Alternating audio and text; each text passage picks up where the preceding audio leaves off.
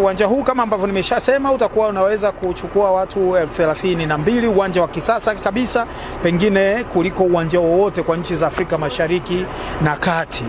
Na utakapokamilika Juni 2026, uwanja huu utakuwa na muda wake wa kuishi miaka 130, lakini kutakuwa na marekebisho ya kila baada ya miaka 10, lakini kitu kimoja ambavyo labda vitakuwa na lifespan fupi tutahakikisha vinafanywa marekebisho kwa kadri ambavyo mkandarasi ameelekeza wakati wa kukabidhi uwanja. Ni kama ile ya Benjamin Mkapa ambapo ulikamilika 2007 na viti vyake vilitakiwa lifespan yake ishie 2014, vikae kwa miaka 7, lakini sasa hivi ndo tunavibadilisha.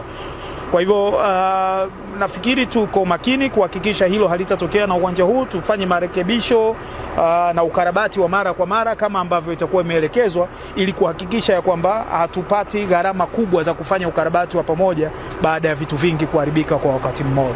Uwanja huu kwa sasa hivi ujenzi wake umefikia 33%.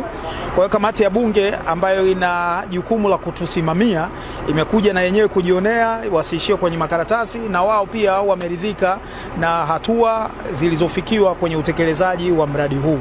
Tumewapitisha kwenye uwanja wakajionea, lakini tumekaa na tukafanya presentation ya nini ambacho kutafsiri kile ambacho wamekiona wakati wanatembelea mradi wa ujenzi.